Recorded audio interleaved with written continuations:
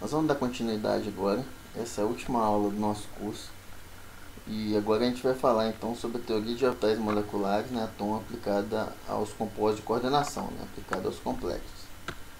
Na aula anterior a gente viu como seria os aspectos iniciais da teoria do orbital molecular, principalmente aplicada a moléculas mais simples. Agora a gente vai aplicar os complexos com o objetivo de entender algumas propriedades dos complexos, alguns aspectos que as outras teorias anteriores de certa forma falhavam. Então nós vamos procurar explicar alguns comportamentos e propriedades dos compostos de coordenação com base na teoria do orbital molecular, que é a teoria que de certa forma é a mais aceita atualmente.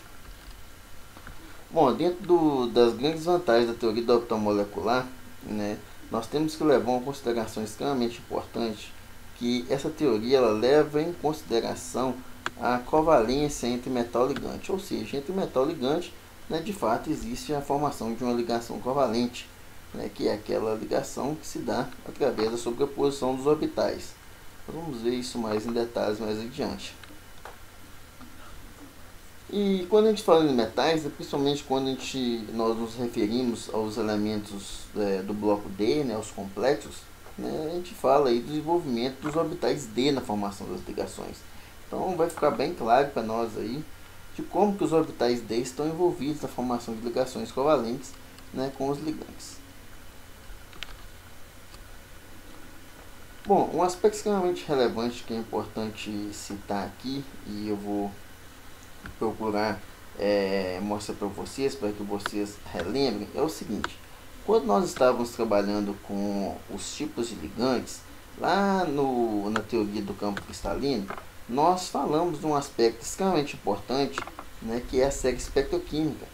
O que é a série espectroquímica? A série espectroquímica é uma série onde há o ordenamento dos ligantes com o aumento das suas forças, como está representado aqui, dos aletos, iodeto até o CO, ou seja, da esquerda para a direita, tem aumento das forças dos ligantes.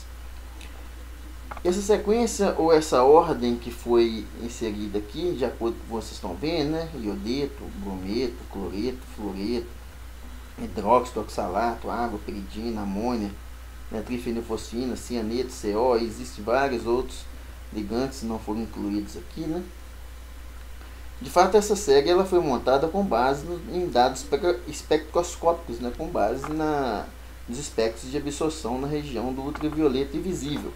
Como eu mostrei para vocês lá em aulas anteriores, principalmente quando nós estávamos estudando a teoria do campo cristalino, eu mostrei que alguns complexos apresentam características importantes que é a absorção de luz em uma determinada região. E essa absorção de luz se dá a transições eletrônicas. Então, com base no comprimento de onda da radiação que é absorvida, nós podemos determinar qual que é a energia dessa transição. Com base naquela formulazinha que eu mostrei para vocês lá, que energia é igual ao quê? A constante de Planck vezes a velocidade da luz dividida por lambda. Então, com base nisso, a gente pode determinar a energia de uma determinada transição. Mais especificamente, com base nessa energia, nós vemos que quanto maior é essa energia, maior o desdobramento dos orbitais D, e de certa forma, nós sabemos que quanto mais forte o ligante, maior o desdobramento dos orbitais D, como eu mostrei para vocês anteriormente, em aulas anteriores da teoria do campo cristalino. Então, com base nesses dados espectrais, ou seja, dos dados de absorção, a gente pode determinar qual que é o valor do delta, o desdobramento do campo cristalino. Quanto maior esse delta, mais forte o ligante. Então, com base nisso aí, com base nesses aspectos, foi-se determinada a série espectroquímica. Só que, como eu mostrei anteriormente, a teoria do campo cristalino ela não consegue explicar, de fato, o porquê daquela sequência na série espectroquímica. Então, de certa forma, aqui nessa aula, a gente vai mostrar para vocês como que a gente pode explicar a série espectroquímica. Como que a gente pode explicar essa sequência observada aqui.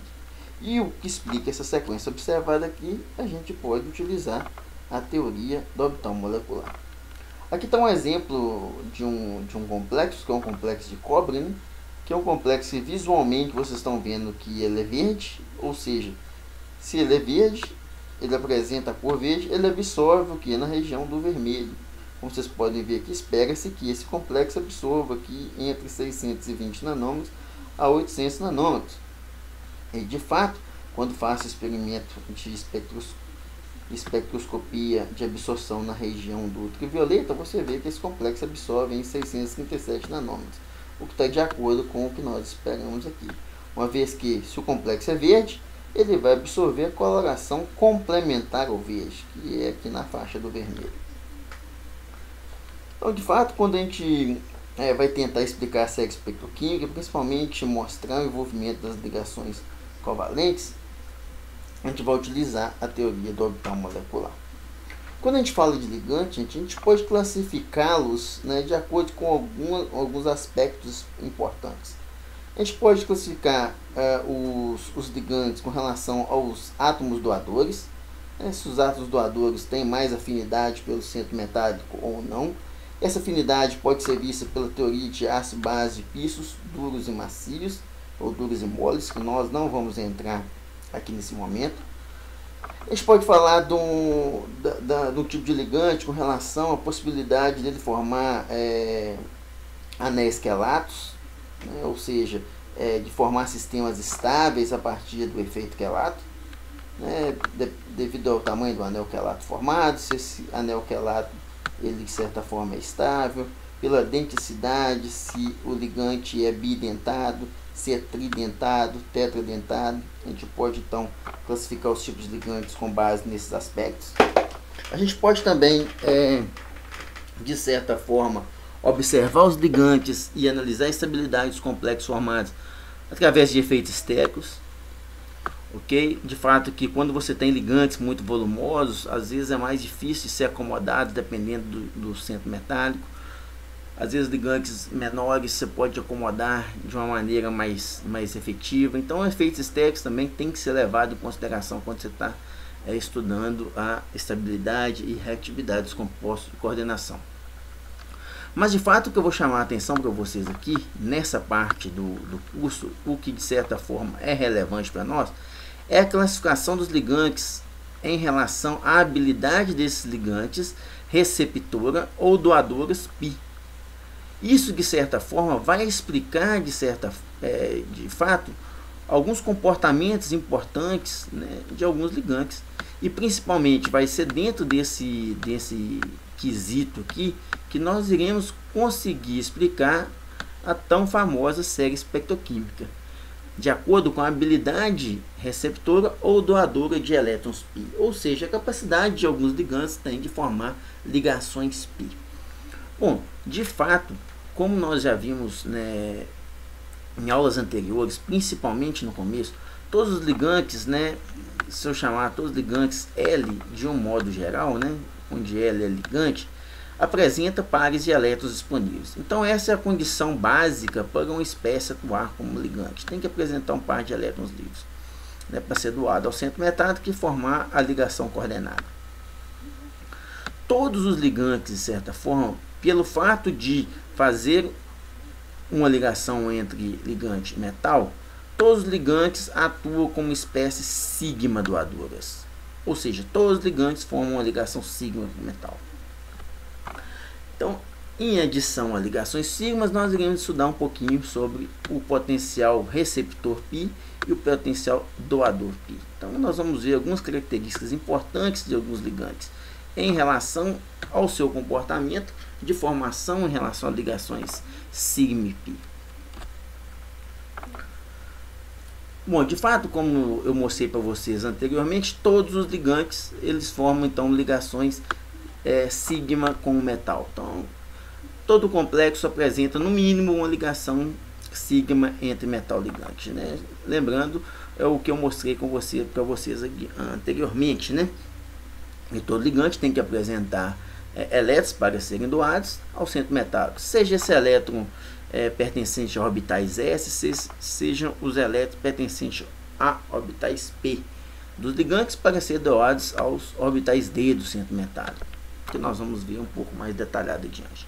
Alguns exemplos daqueles ligantes que são chamados como ligantes sigma doadores, nós temos as aminas de um modo geral, amônia, nitrito e dentre outros ligantes. Eles são considerados como sigma doadores, né? Principalmente a amina, principalmente a amônia. Se nós desenharmos aqui a estrutura de Lewis da amônia, nós iremos ver que a amônia só tem aqui um nitrogênio contendo aí um par de elétrons. Esse par de elétrons pode ser doado ao centro metálico, que pode formar aí uma ligação sigma com o centro metálico. O nitrogênio, especificamente, não tem elétrons π ou não tem orbitais p com direcionalidade nem simetria adequada para ser envolvido em ligações π. Então, portanto, a amônia, ou esse nitrogênio da amônia aqui, atua apenas fazendo uma ligação sigma. Desse modo, a amônia era considerada como um ligante, né, sigma doador apenas. Além dos ligantes que são apenas sigma doadores, igual amônia, água, nitrito, né, que são sigma doadores, existem outras classes de ligantes que, além de participar de ligações sigma, participam de ligações π. E existem dois tipos de ligantes que também podem estar envolvidos na formação de ligações π. Quais são esses dois tipos de ligações? A primeira delas nós chamamos de bases π, ou seja, base significa que vai doar elétrons π. Ou seja, são aquelas espécies ou ligantes que, além de fazer ligação sigma, apresentam elétrons π para serem doados ao centro metálico. Esses são chamados de bases π. De um modo geral, os halogênios, né, atuam como aqueles ligantes, né, com capacidade de atuar como sigma doador e π doador, né, de certa forma. Então, os halogênios são classificados aí, então, com sigma doador e π doador. Então, nós vemos aí, gente, a segunda classe de ligantes, né, que são sigma doador e π doador. E a terceira classe de ligantes, extremamente importantes, são os ácidos π. São aqueles ligantes capazes de receber elétrons π. De certa forma, nós incluímos aqui o ligante CO, que é o monóxido de carbono, que são ligantes capazes de aceitar a densidade eletrônica do centro metálico. Portanto, os ligantes que são chamados de ácidos π, eles formam o que nós chamamos de ligação reversa ou retrodoação. Ou seja, são capazes de receber densidade eletrônica do centro metálico, né? Resumindo aqui, fazendo uma ilustração aqui, imagine que você tem um ligante L, naturalmente vai atuar como um sigma doador e formar uma ligação sigma com o metal. E além disso, esse ligante ele apresenta orbitais P ou orbitais com simetria adequada para fazer ligações π, que recebe densidade eletrônica do centro metálico e faz o que nós chamamos de retroligação. Então, aí está representado por vocês, gente, o terceiro tipo de ligantes que nós temos. São aqueles ligantes que são sigma doador, como estou mostrando aqui, e sig e π receptor, fazendo aqui o que nós chamamos de retrodoação ou ligação reversa ou backbond do inglês, backbond ou back donation. Então, só para nós começarmos a entender aqui a série espectroquímica, vamos lá. A primeira classe que eu vou mostrar para vocês é o seguinte: é a classe que eu chamei aqui de 1, né, que está, de certa forma, ou de fato, está à esquerda da série espectroquímica. Como nós vimos lá, aqueles ligantes que estão à esquerda da série espectroquímica são os ligantes mais fracos. E se você observar aqui os ligantes mais fracos, esses são ligantes que são característicos de fazerem qual tipo de ligação que nós mostramos lá. Bom, esses ligantes, eles são sigma doadores e π doadores também. Então, os ligantes sigma doadores, sigma e π doadores, como eu estou representando para vocês aqui, são ligantes o que? Chamados de fracos. Doadores, doador. A grafia não está muito boa, mas aqui são ligantes sigma doador e π doador. Bom, aí a pergunta que eu faço para vocês é a seguinte: por que será que esses ligantes sigma doador e π doador são chamados de certa forma de ligantes fracos? Bom, esses ligantes são chamados de ligantes fracos, né, que são aqui, por exemplo, os haletos, os que estão aqui, né, à esquerda da série espectroquímica. Por que são mais fracos? Pelo seguinte aspecto: imagina aqui que você tem fluoreto, iodeto, cloreto, que são esses ligantes sigma e pi doadores, né, que são os mais fracos. Como esses ligantes são sigma e pi doadores, observa-se que eles têm uma capacidade muito grande de doar muita densidade eletrônica ao centro metálico. Isso vai fazer com que esse ambiente aqui, ou essa região aqui entre metal e ligantes, tenha uma quantidade de densidade eletrônica muito alta. Isso, de certa forma, vai causar uma repulsão entre os elétrons do ligante com os elétrons do metal e vai fazer com que essa ligação entre metal e ligante não seja tão forte assim. Portanto, seja uma ligação fraca. Por outro lado, nós temos um segundo tipo de ligação, que é chamado só de ligante sigma doador, que inclui aqui principalmente amônia e água, de certa forma, né, principalmente a amônia. São ligantes capazes de apenas de fazer ligações sigmas entre metal e ligante. Essa ligação sigma metal ligante constitui de apenas o compartilhamento de um par de elétrons.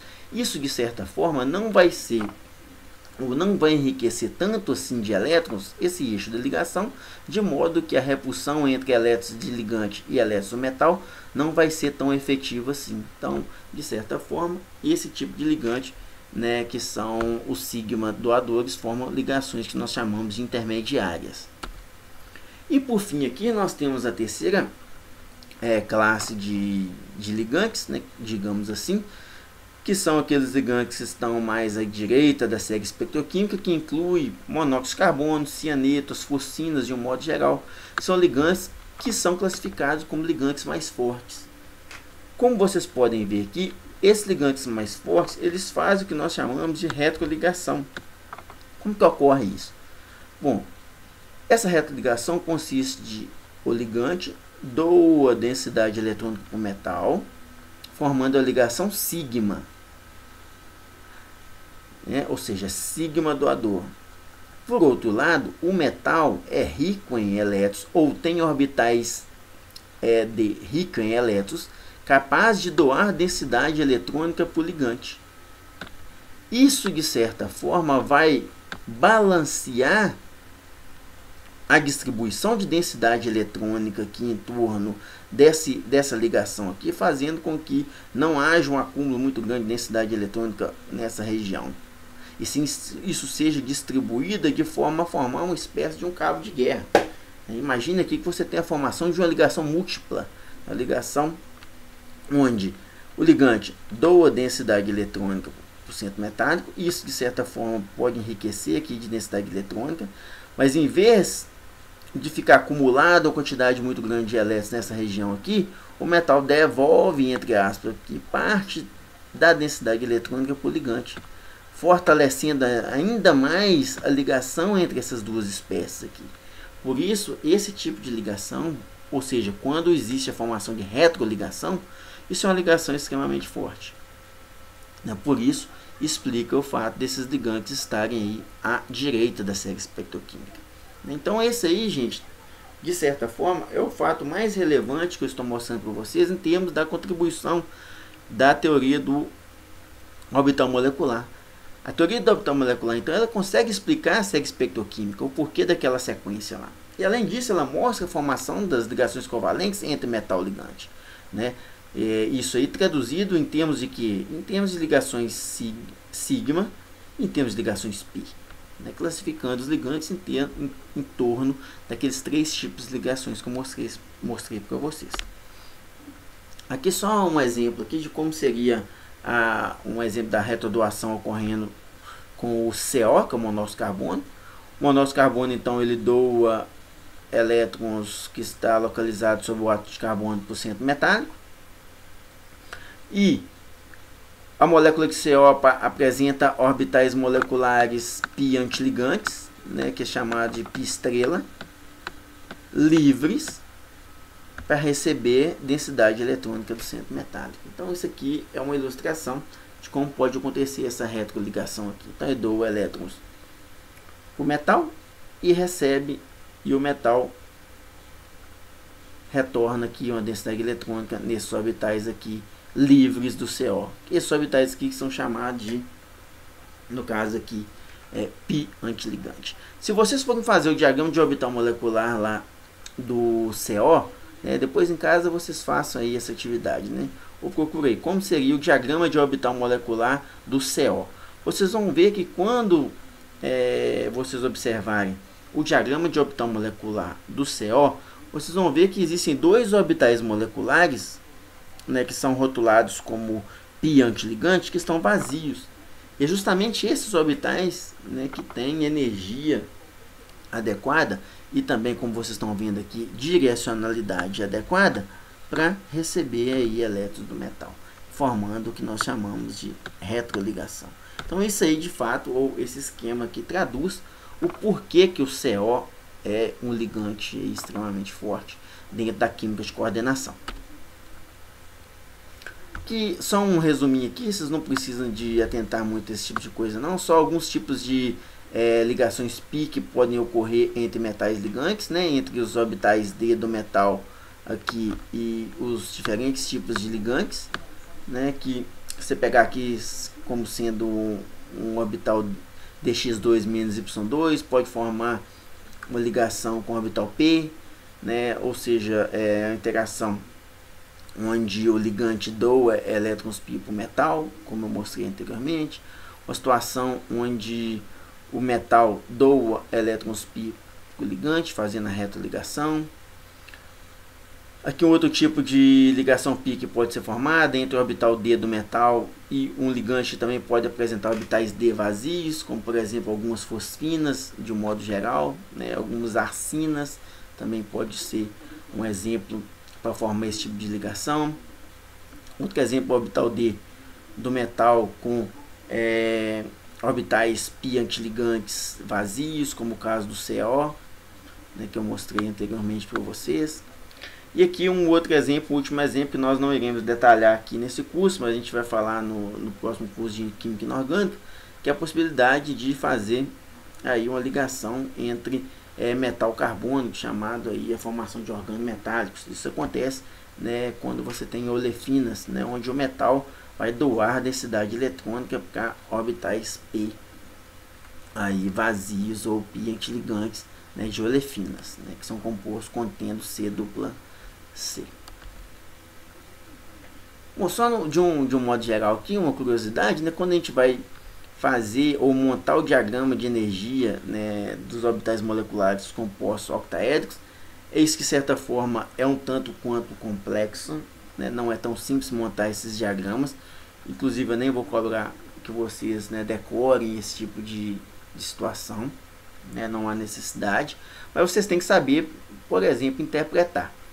E dentro desses diagramas de orbitais moleculares, eu vou mostrar para vocês alguns termos, né, alguns símbolos aí utilizados, né, para designar a simetria dos orbitais, como por exemplo A1G, EG, T2G, T1U.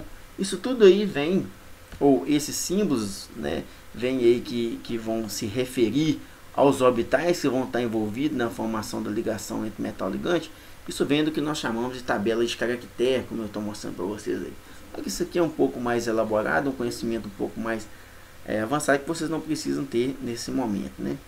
Então os orbitais S, eles têm simetria aqui a 1G, né? Ou seja, o orbital S são apenas 1, então a degenerescência é igual a 1. Os orbitais P têm simetria T1U, né? Como são 3 orbitais P de mesma energia, eles são triplamente degenerados, então é por isso o T aqui, que significa triplamente degenerado. Então a degenerescência deles são 3. DXY, DXZ e DYZ representa o conjunto de orbitais de simetria T2G. Isso aqui, o T2G já não é muito segredo para vocês já viram isso lá na teoria do campo cristalino. São conjuntos de orbitais triplamente degenerados. E por fim, que constitui aqui no diagrama do orbital molecular os orbitais de simetria EG, são dx2 menos y2 e o dz2, que são orbitais duplamente degenerados. Principalmente esses dois conjuntos de orbitais aqui vocês já viram anteriormente na teoria do campo cristalino, E aqui na teoria do orbital molecular, esse tipo de situação ela também é seguida.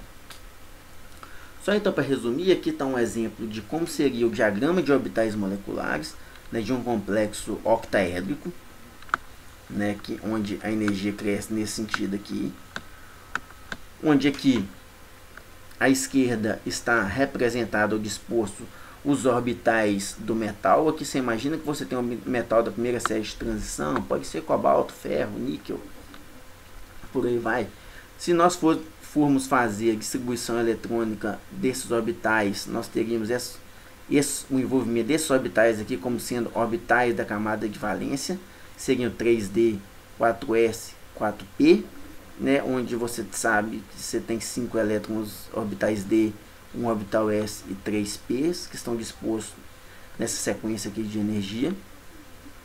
Se um complexo é octaédrico, você sabe que ele vai se combinar, ou se combinará ao metal 6 ligantes. Então aqui está representado 6 traços aqui, e cada um deles constitui aí um ligante contendo aí 2 pares de elétrons que vai ser doado ao centro metálico. Né? Considerando então que esse complexo vai ter a formação de ligações sigma entre metal e ligante, então você vai ter aqui então um total de quantos elétrons? 12 elétrons. Né? Bom, o que vai acontecer? Vai acontecer então para a formação do complexo a sobreposição entre orbitais do ligante com orbitais do centro metálico para formar o complexo. De certa forma, quando você tiver os orbitais S sendo envolvidos na formação de ligação, você vai formar orbitais moleculares A1G. De onde eu cheguei esse A1G? Voltando aqui atrás, aqui, você vai ver que orbitais S tem simetria o que? A1G. Orbitais P, T1U. Orbitais, esses 3 orbitais aqui, T2G.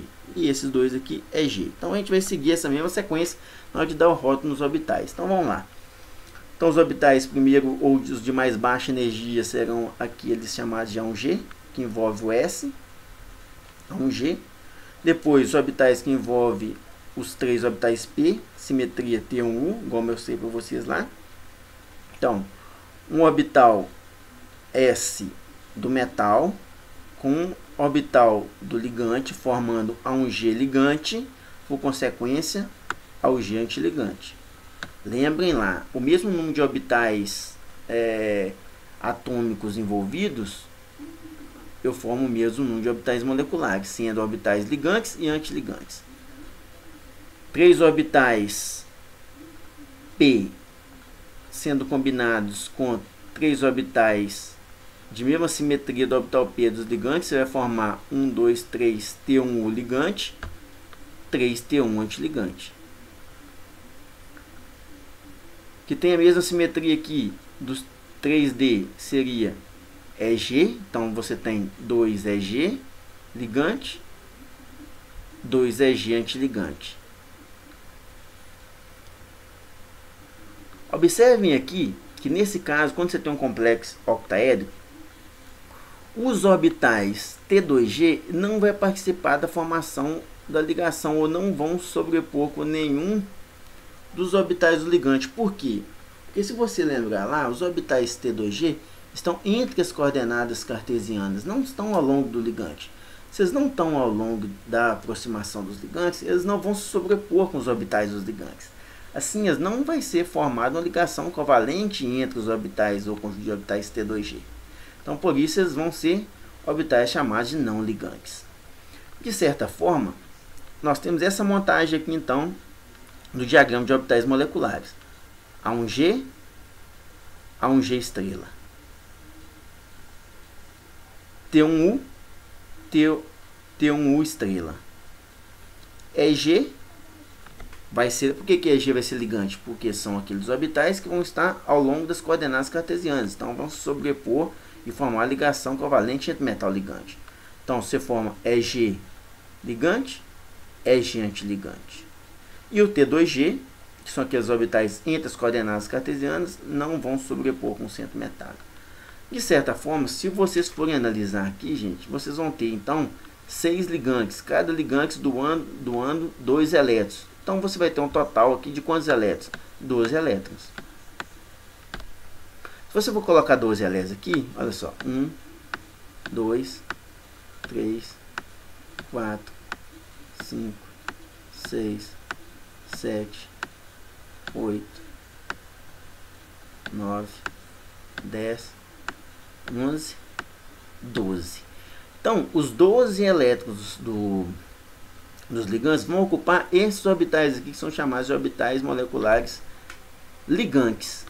Enquanto, então, os orbitais, vamos supor que você tem aqui um complexo do tipo D1, que tem apenas um elétron D. Onde você iria colocar esse um elétron D? Nesse orbital aqui, ó. De certa forma, se você tivesse um D2, vou colocar aqui o D2, você iria colocar o que? Outro elétron aqui. De modo que, se você a configuração eletrônica que o centro metálico apresenta vai ser incluída onde? Nesse conjunto de orbitais aqui, que é chamado o que? T2G.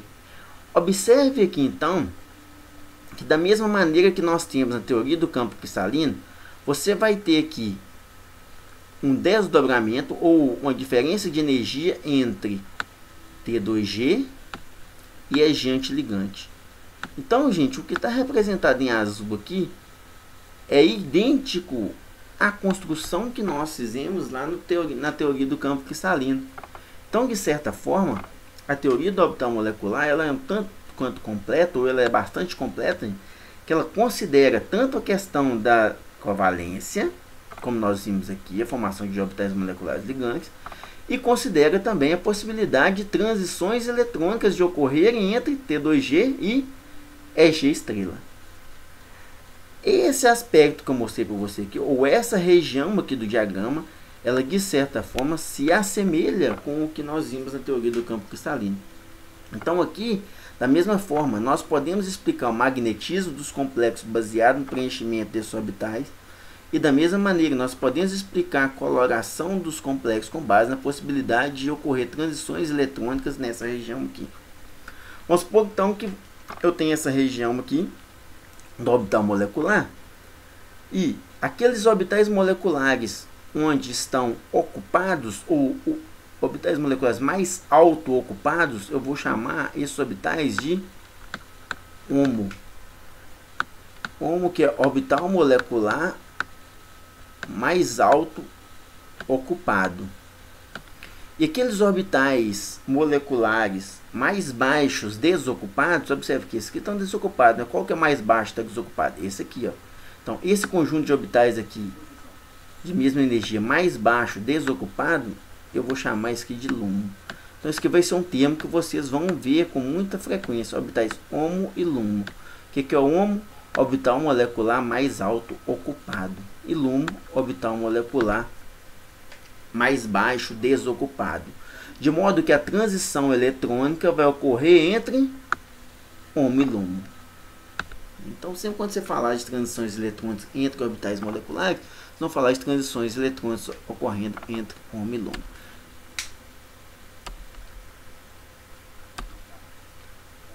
Bom, então da mesma maneira, isso aqui foi o que eu mostrei para vocês anteriormente, né, que eu citei para vocês, ou escrevi ali anteriormente, só para finalizar, um exemplo prático, né, que é um complexo aqui de cobalto com 6 amônias, um complexo octaédrico também, amônio é um ligante sigma, né, doador.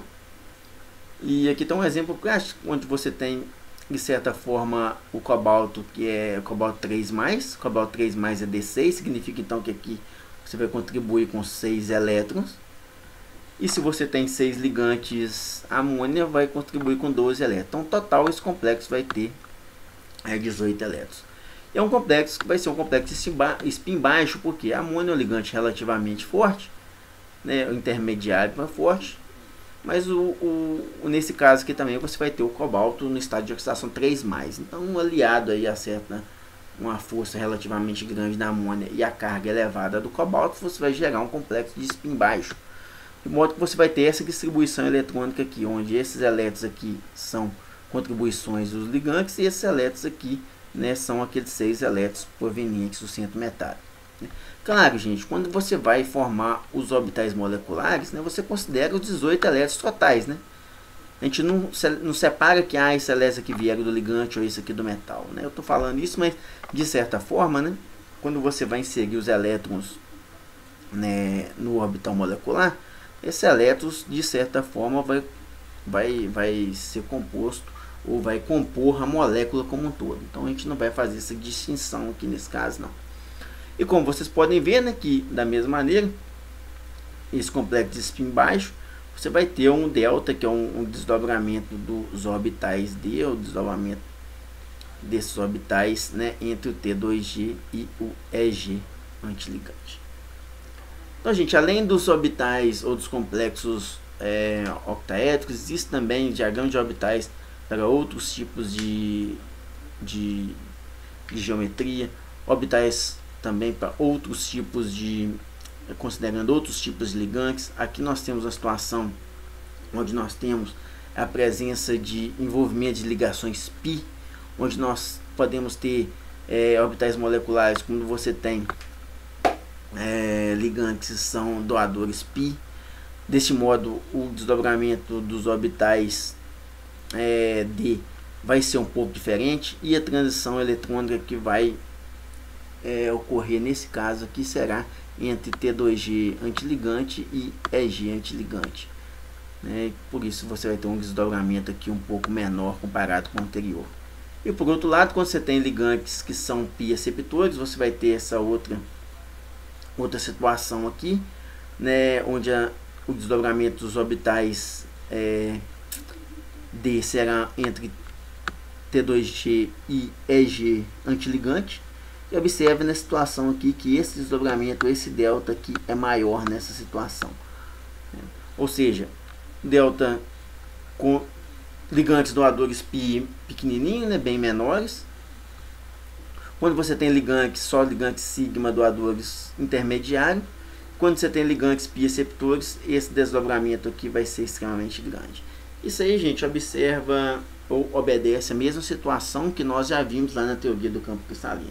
Então, é só ilustrando um pouco melhor aqui para vocês como seria essa situação. Então, aqui só para resumir aqui, então,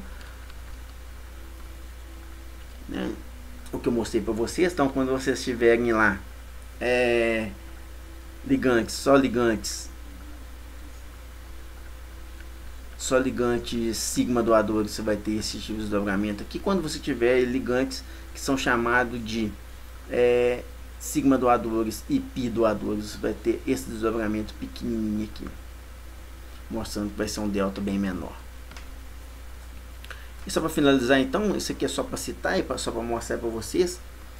Pode-se também ter o diagrama de orbitais moleculares para outros tipos de geometrias. Aqui é uma geometria tetraédrica. Observe que vocês vão ter esse tipo de perfil aqui do diagrama do orbital molecular, onde é observado aqui que essa diferença aqui, o delta T, né, que nós chamamos lá o 10dq, vai ser entre E e T2, né, da mesma maneira que nós vimos lá no campo cristalino, vai ter esse perfil aqui.